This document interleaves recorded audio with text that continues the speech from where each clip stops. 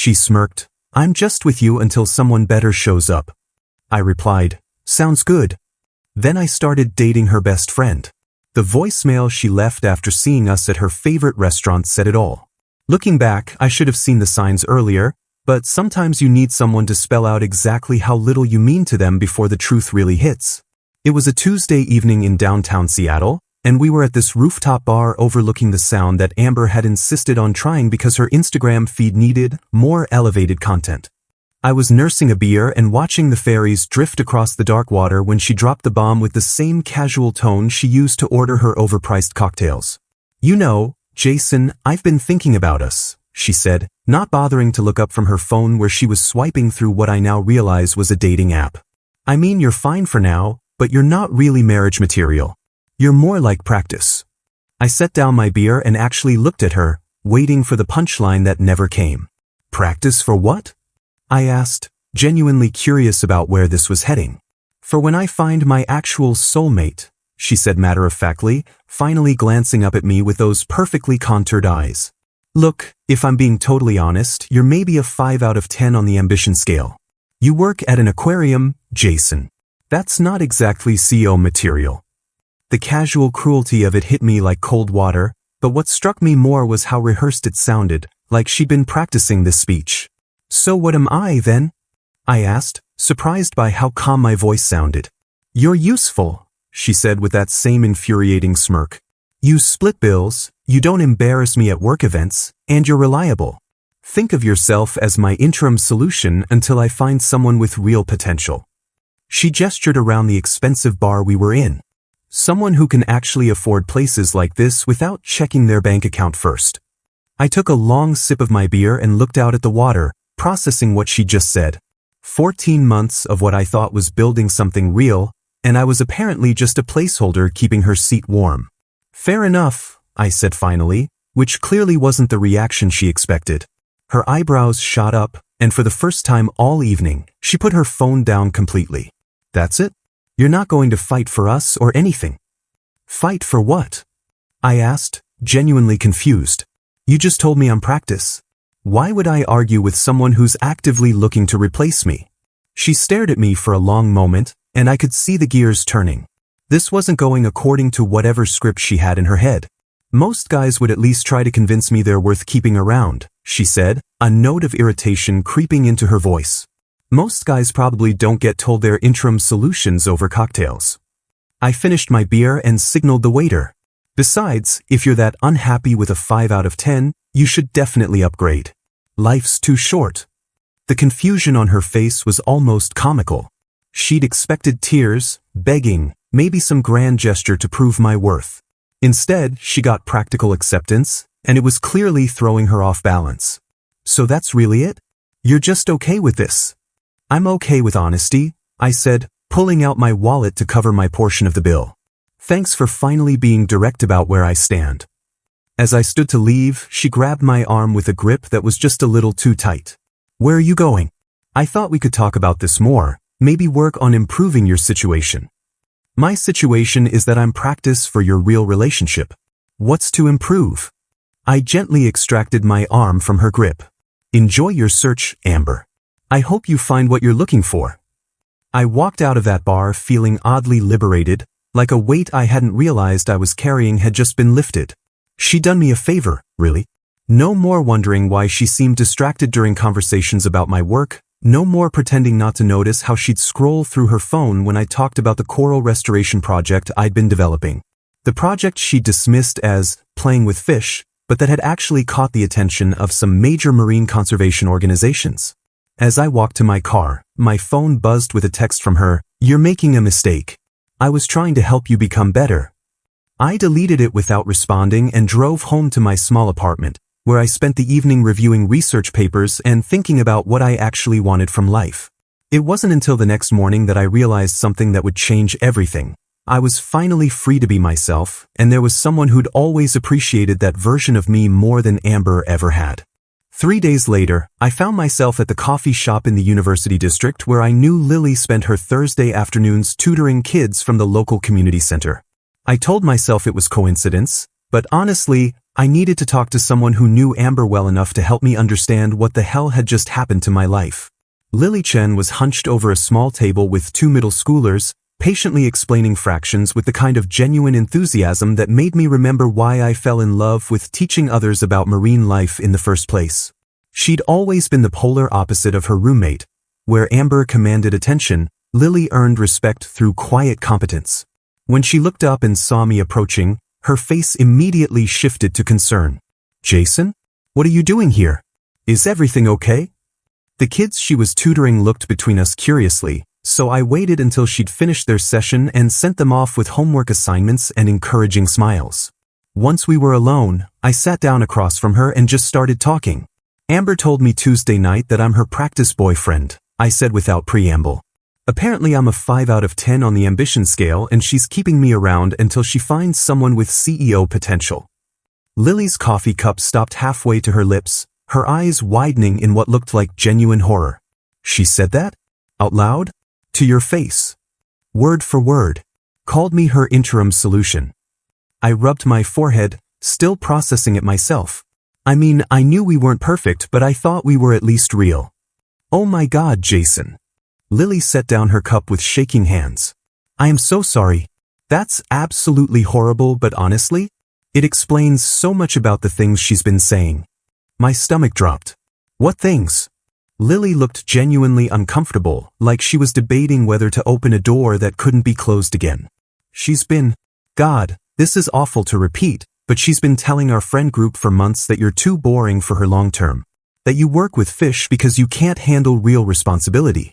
That you're the kind of guy who peaks in college and never amounts to anything after. Each word hit like a physical blow, but somehow hearing it from Lily made it hurt less, not more. Maybe because her tone was apologetic rather than cruel, or maybe because I could see the genuine anger in her eyes on my behalf. "She said I peaked in college?" I actually laughed, which seemed to surprise both of us. "That's interesting, considering my coral restoration research just got accepted for presentation at the Pacific Marine Science Conference next month." Lily's face lit up in a way that caught me completely off guard. "Wait, seriously? The one in Vancouver? Jason, that's incredible. I've been following marine conservation research since my environmental science minor, and getting into that conference is huge." I stared at her. "You follow marine conservation research? Are you kidding? Ocean acidification and coral bleaching are some of the most critical environmental issues of our generation." She was leaning forward now, her eyes bright with genuine interest. "What's your research focus? Please tell me you're working on temperature resilience or symbiotic algae cultivation." For the first time in months, someone was asking me about my work with actual enthusiasm instead of polite tolerance. Both, actually. I've been developing a technique for heat-resistant zooxanthellae that could help reef systems survive rising ocean temperatures. "That's revolutionary," Lily breathed. "Do you realize how many reef ecosystems that could save? Jason, this could change everything for coral conservation." I felt something shift in my chest, a warmth I hadn't experienced in so long I'd almost forgotten what it felt like. Here was someone who not only understood what I was working on, but grasped its significance without me having to explain why fish weren't just pretty decorations in tanks. "There's something else," Lily said quietly, her cheeks flushing slightly. "I need to be honest with you about something. I've been anonymously donating to the Coral Restoration Foundation for the past 2 years.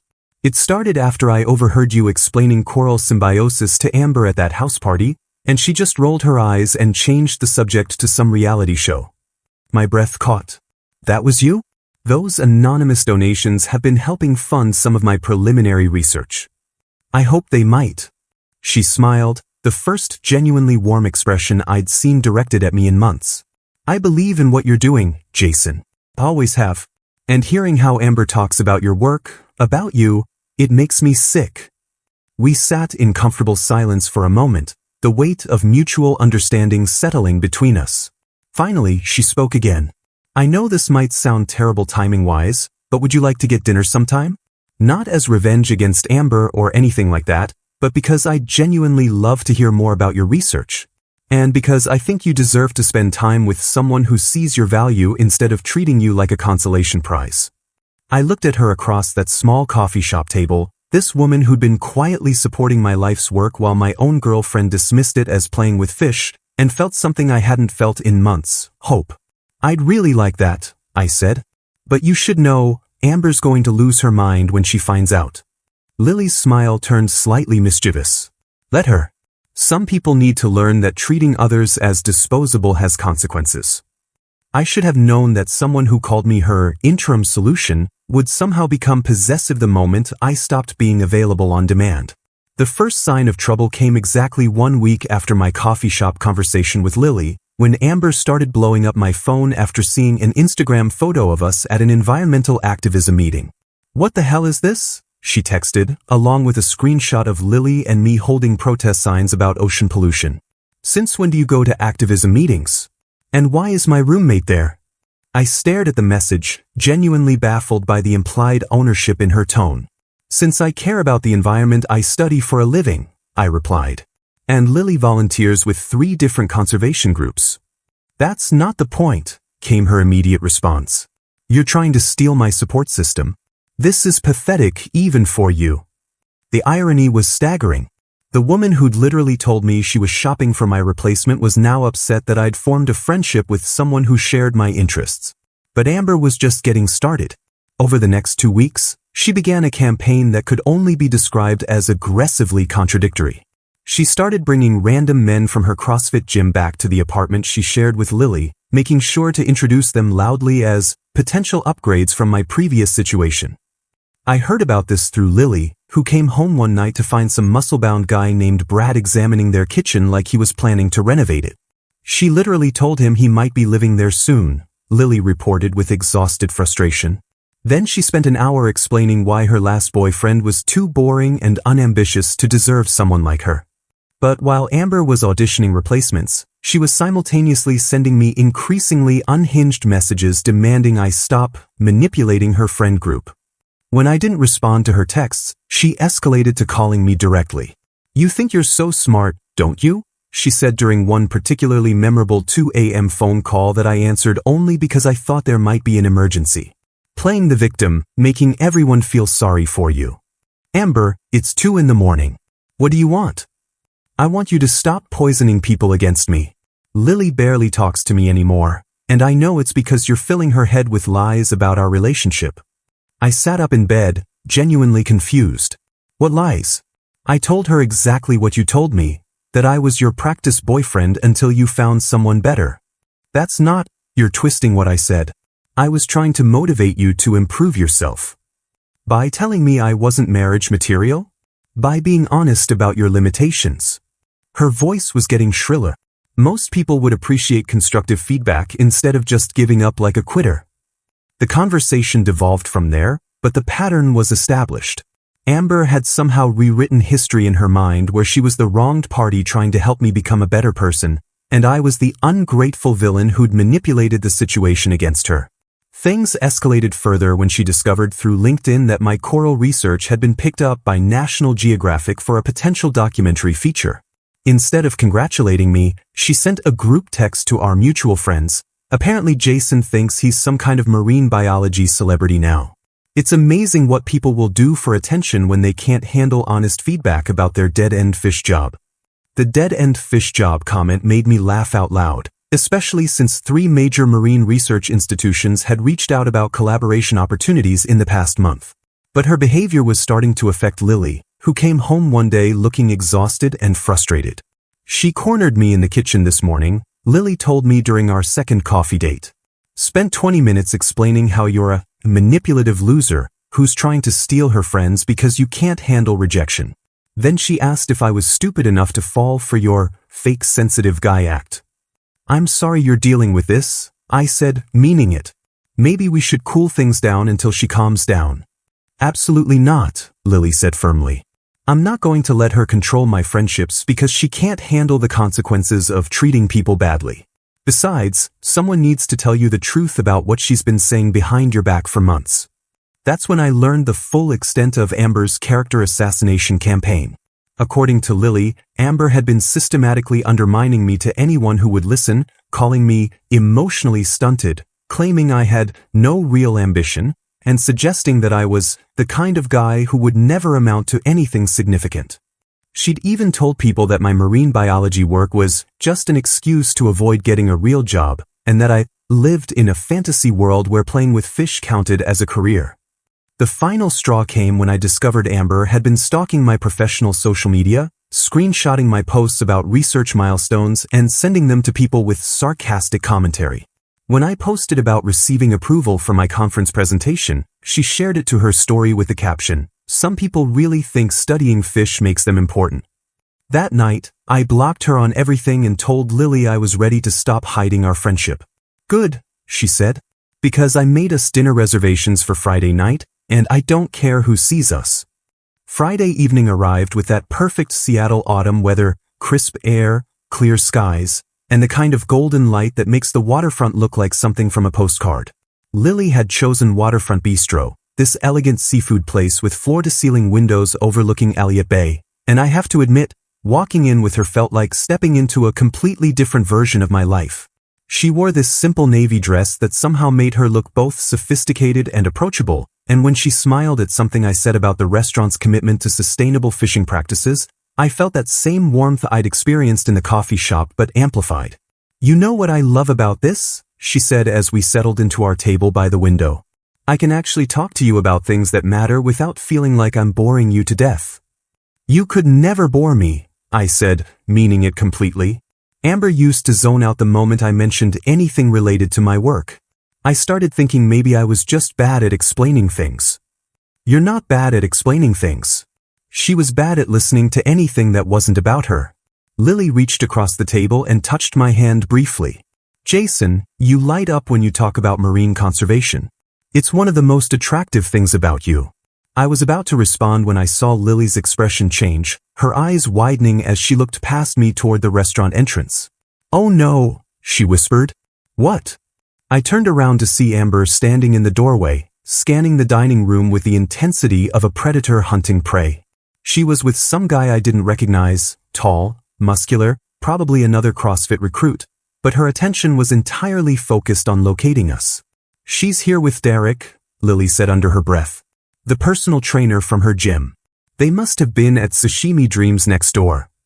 Amber spotted us within seconds, and the expression that crossed her face was unlike anything I'd ever seen from her. Pure rage mixed with something that looked almost like panic. She said something sharp to Derek, then started walking directly toward our table with a kind of purposeful stride that made other diners instinctively move out of her way. "Jason," she said loudly as she approached, loud enough that conversations at nearby tables started to quiet down. "What an interesting coincidence." "Hi, Amber," I replied calmly, not standing up. "Enjoying your dinner?" "Actually no. I'm having a terrible evening because my roommate apparently thinks it's appropriate to go after her friends' boyfriends." The word boyfriends hung in the air like a grenade. Several nearby diners were now openly staring, and I could see Derek hovering awkwardly by the hostess station, clearly wishing he was anywhere else. "Ex-boyfriend," Lily corrected quietly but firmly. "You made that very clear." "We never officially broke up," Amber snapped, which was such an obvious lie that I actually laughed. "You told me I was your interim solution until you found someone better. That sounds pretty official to me. I was trying to motivate you to improve yourself, and instead you decided to steal my best friend like some kind of pathetic revenge fantasy." Amber's voice was getting louder, and I could see the restaurant manager starting to move in our direction. "This is my property until I decide otherwise, Lily. Back off." The possessiveness in her voice was genuinely disturbing, but what struck me more was how it revealed exactly what she thought of both of us.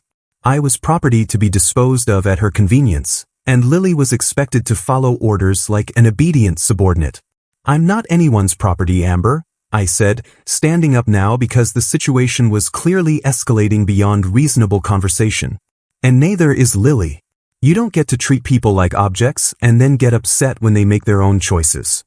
You will never amount to anything more than a fish nerd," she hissed, loud enough that half the restaurant could hear her.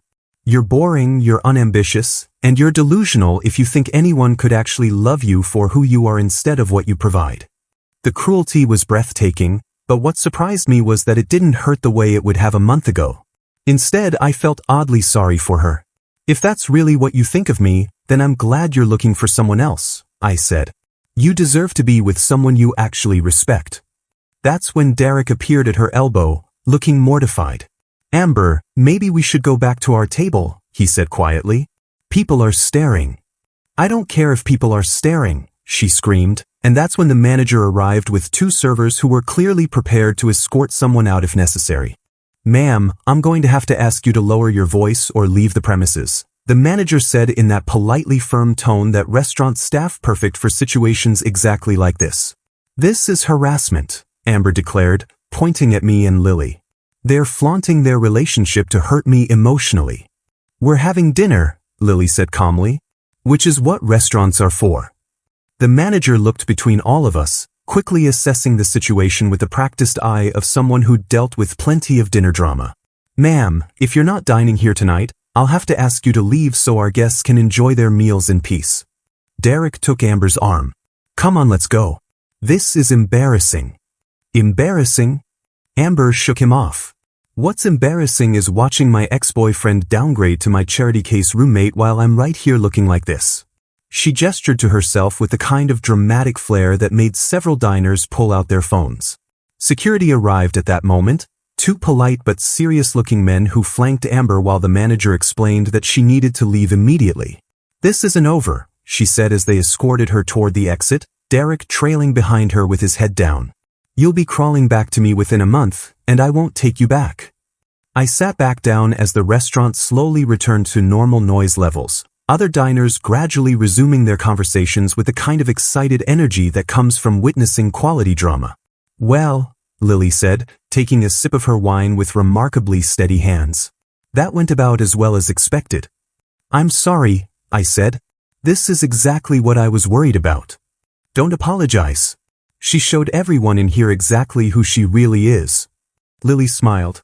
Besides, now we don't have to wonder what she'll do when she finds out we're together. We already know. My phone buzzed with a text notification, then another, then what sounded like a continuous stream of incoming messages. I glanced at the screen and saw Amber's name with a message preview that started with, "You have no idea what you just." Don't read those tonight, Lily advised. Let's finish our dinner and talk about literally anything else. Tell me more about your coral restoration project. I put my phone face down on the table and looked at this remarkable woman who just handled public humiliation with more grace than I'd seen Amber display in private conversations. Actually, I'd rather hear about your tutoring program. Those kids at the coffee shop obviously adore you. As we fell back into comfortable conversation about her work with underprivileged students and my research plans, I realized something profound. This was what a real partnership looked like. Someone who supported your dreams instead of diminishing them, who faced challenges with you instead of creating them, who saw your value without needing to be convinced of it. Later that night, I finally checked my phone to find 7 missed calls and a voicemail that was over 7 minutes long. The transcript was too long to read in one sitting, but it started with, "You have absolutely destroyed my life," and ended with something about changing my Netflix password as revenge. I deleted it without listening and went to sleep with Lily's laugh from dinner echoing in my mind, feeling genuinely happy for the first time in months. If I thought Amber's restaurant meltdown was the peak of her revenge campaign, I was seriously underestimating her capacity for creative destruction. The escalation began Monday morning when my supervisor Dr. Martinez called me into his office with a concerned expression that immediately put me on edge. "Jason, we received a rather disturbing call this morning," he said, gesturing for me to sit down. "A woman claiming to be a concerned visitor said you made inappropriate comments during a dolphin show presentation last week." I stared at him, genuinely confused. "Dr. Martinez, I haven't done any public presentations in over 3 months. I've been focused entirely on my coral research in the lab." He pulled out a notepad with careful handwriting. "The caller said you made jokes about marine mammals being easy and suggested that visitors could get personal with the exhibits. She claimed multiple families were offended and left early. The absurdity of it hit me like a wave. That's completely insane. Check the visitor logs, check the presentation schedules. I haven't been near the public areas except to grab lunch from the cafeteria." Dr. Martinez was already pulling up something on his computer. "I figured as much, which is why I'm telling you about this instead of writing you up. According to our records, you've been in Lab 3 every day last week working on your temperature resistance trials. Plus, we haven't had any actual complaints from visitors. Any idea who called? I asked, though I already knew the answer. She wouldn't give her name, but she knew enough about our facility layout to sound credible at first. Said she was calling out of concern for our reputation. He closed his laptop and looked at me directly. Jason, is there someone in your personal life who might have reason to cause you professional trouble? I sighed. My ex-girlfriend has been having a difficult time accepting that we broke up. She's been escalating her behavior over the past few weeks. Well, if she calls again, we'll be ready. And Jason? Your work here is exemplary. Don't let someone else's personal issues make you doubt that. The relief was enormous, but it was short-lived. That afternoon, Lily texted me in a panic. Amber called my tutoring program director claiming I've been stealing donation money. Can you believe this? I called her immediately. What exactly did she say? She told Mrs. Rodriguez that she'd heard rumors about missing funds and thought someone should investigate before the program got in trouble. Mrs. Rodriguez was obviously confused because all our finances are handled transparently through the community center's accounting department. Please tell me they didn't take it seriously. Mrs. Rodriguez actually laughed when I explained the situation. Apparently, Amber claimed to be a concerned parent, but couldn't name a single child in our program or answer basic questions about our services. Plus, every donation is tracked and publicly reported. I felt a surge of admiration for Mrs. Rodriguez's common sense, but also growing concern about how far Amber was willing to take this campaign. Lily, I'm worried she's going to keep escalating. Maybe we should. Don't you dare suggest we stop seeing each other because of her tantrums, Lily interrupted firmly. I'm not going to let her control my life through intimidation. But Amber was just getting warmed up. The next phase of her campaign involved recruiting her mother, Patricia, who apparently shared her daughter's flair for dramatic overreach. Patricia began showing up at the aquarium during peak visitor hours, positioning herself in the lobby with a large purse and the kind of aggrieved expression that suggested she was prepared to share her opinions with anyone who would listen. Excuse me, I overheard her telling a family with young children during my lunch break. I feel obligated to warn you about one of their marine biologists. He's a homewrecker who seduces innocent women with fake facts about sea life. The father looked genuinely confused. Which marine biologist? Jason Crawford. Tall, brown hair, works with the coral exhibits. He broke up my daughter's happy relationship by filling her roommate's head with lies about ocean conservation. I watched from a distance as the family exchanged glances that clearly said they thought Patricia was having some kind of mental health episode. Ma'am, the mother said politely, we're just here to see the fish with our kids. That's exactly what he wants you to think. Patricia continued, pulling out her phone. Let me show you some photos of the damage he's caused to my poor daughter's emotional well-being. The family quickly excused themselves and hurried toward the jellyfish exhibit, but Patricia wasn't deterred. She simply moved on to the next group of visitors, a pair of college students who were taking selfies near the touch tank.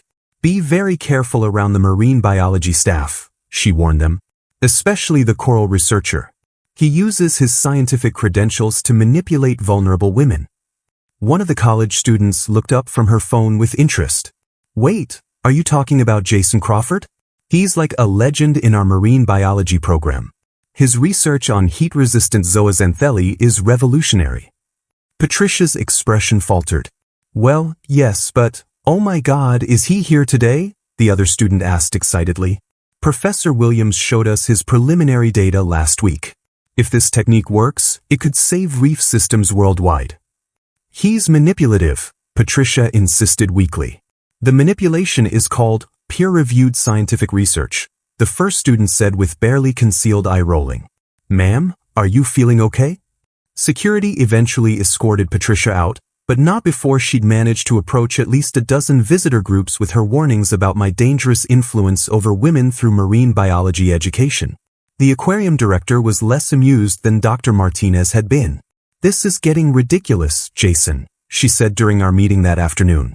We can't have visitors being harassed by someone with a personal grudge against our staff. I understand completely.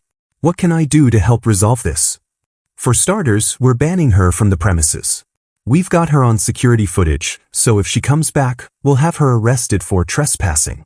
She paused. But honestly, this kind of harassment could escalate.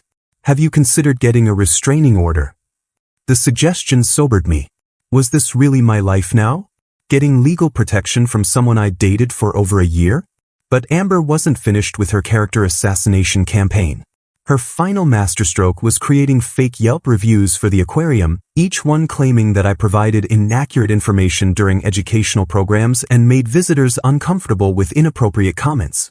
Terrible experience, read one review. The marine biologist Jason gave completely wrong information about shark behavior and then hit on my teenage daughter. Management did nothing when I complained. Another claimed, avoid the coral exhibit. The researcher there spreads false information about climate change and gets aggressive when visitors ask legitimate questions. Very unprofessional. The reviews were so obviously fake and contradictory that they backfired spectacularly. The aquarium's PR team not only had them removed but issued a public statement defending their staff's scientific credentials and educational standards. Better yet, the controversy actually drew attention to my research, with several legitimate marine biology websites picking up the story as an example of how online harassment campaigns can target scientists doing important environmental work. Congratulations, Dr. Martinez told me with obvious amusement. Your ex-girlfriend just accidentally gave you more professional publicity than our entire marketing budget could have managed. I had to laugh. Amber's campaign to destroy my reputation had instead highlighted my work to a much broader audience than I'd ever reached before. Sometimes the best revenge really is living well, especially when your enemies insist on destroying themselves in the process. After her solo campaign failed so spectacularly, Amber decided she needed reinforcements. Her brilliant strategy involved contacting all her ex-boyfriends to form what she dramatically called a Justice League against me, apparently convinced that her charm offensive would unite them in righteous anger about how I'd wronged her. The group chat screenshots that Derek forwarded to me were absolutely priceless. Hey guys, her initial message read, I know we all have history, but I need your help with a serious situation. My ex Jason has been spreading lies about me and manipulating my friends.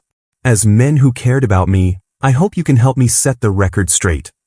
The first response came from Marcus, who she dated 2 years ago. Wait, didn't you dump all of us for not being ambitious enough? And now you want our help? Then came Tyler's contribution. Amber, you literally told me I was practice for your real relationship and that I should be grateful for the experience. Why would I help you with anything?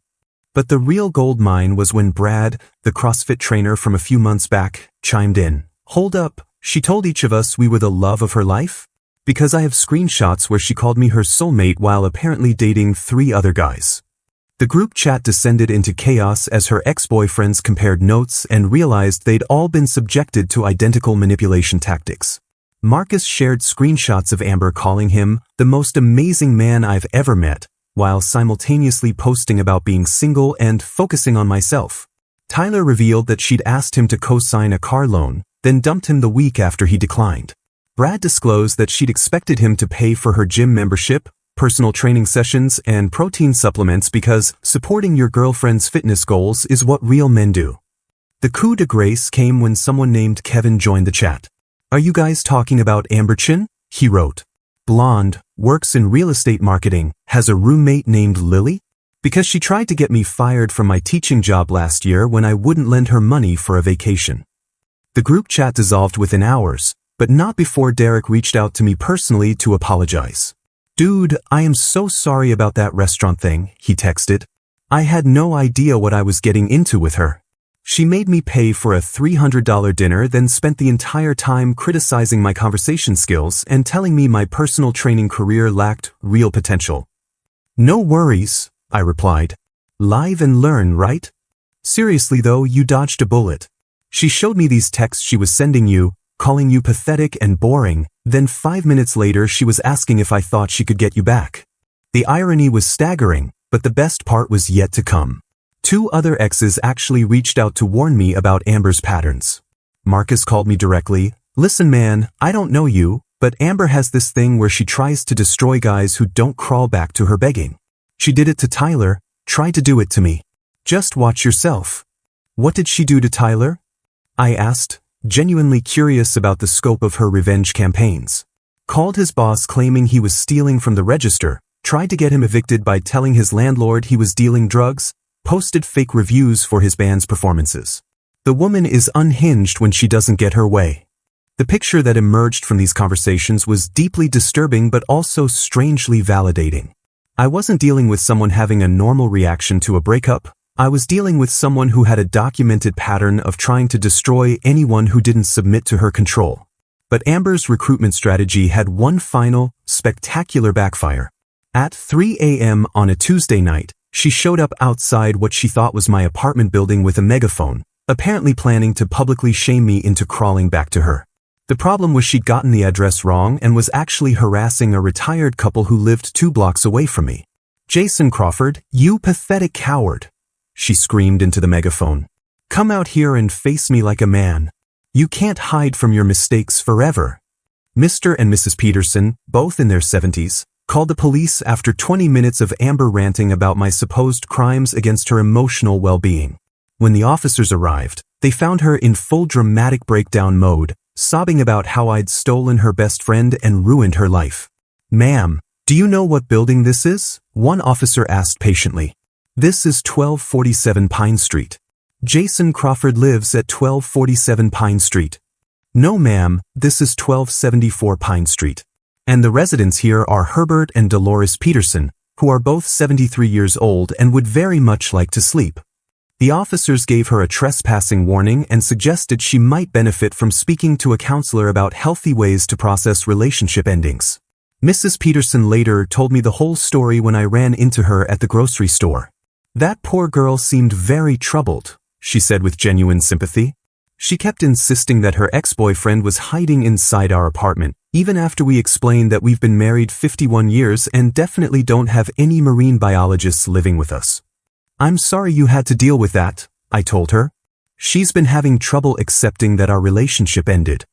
"Oh, you're the marine biologist. Herbert was so impressed when the police mentioned your work with coral reefs. He's been following ocean conservation since he retired from the Coast Guard."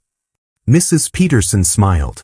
"He said anyone doing that kind of important research must be a good person, and that young woman was clearly the problem in that relationship."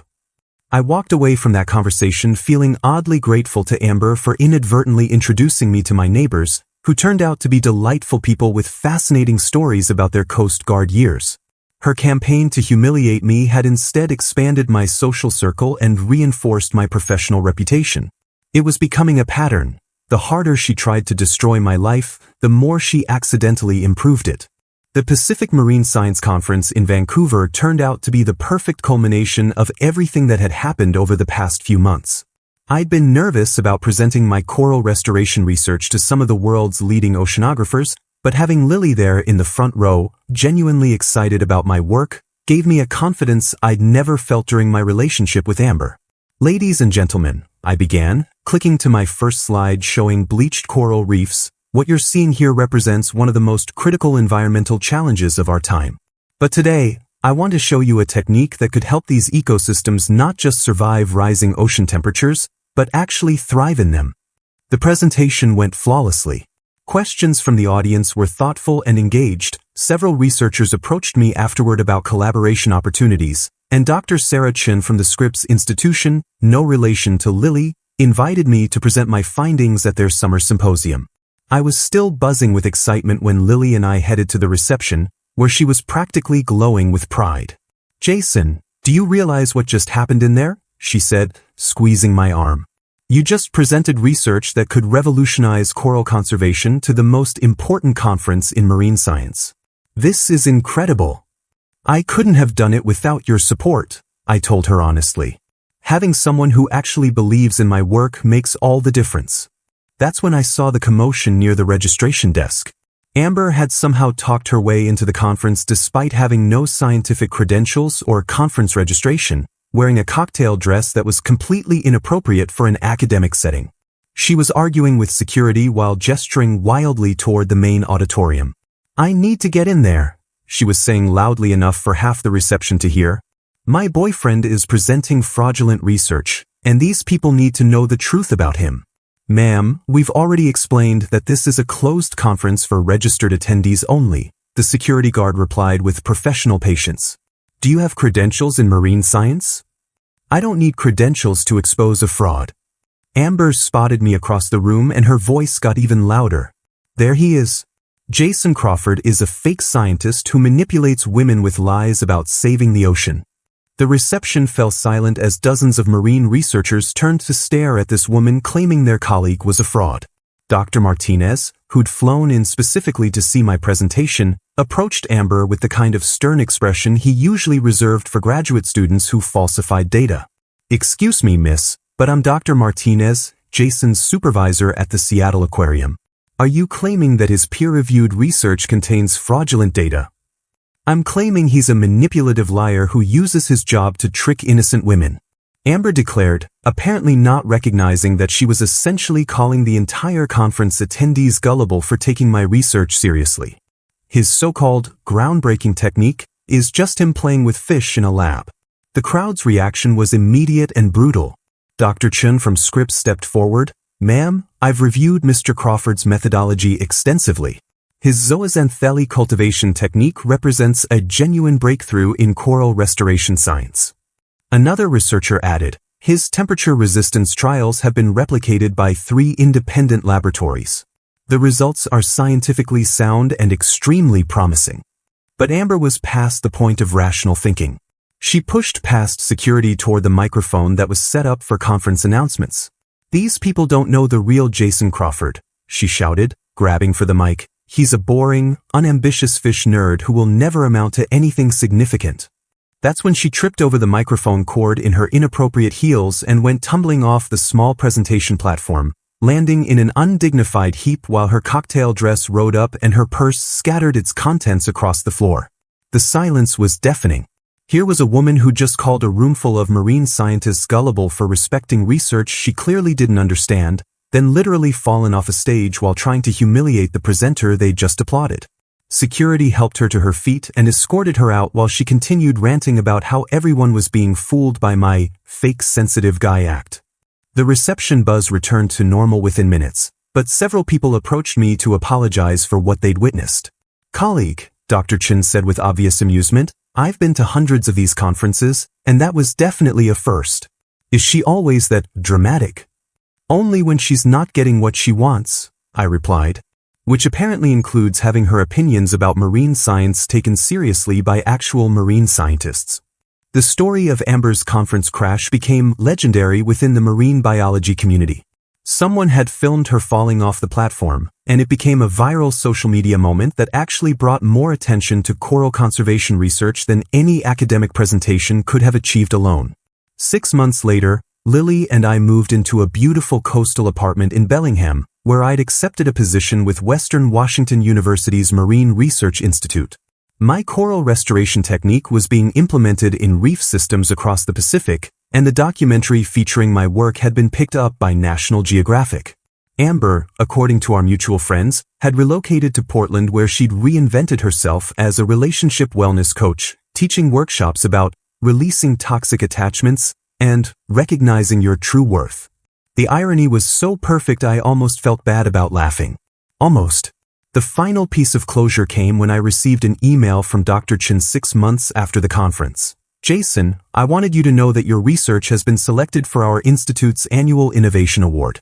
The selection committee specifically mentioned how your work demonstrates the importance of persevering through both professional and personal challenges to make meaningful scientific contributions.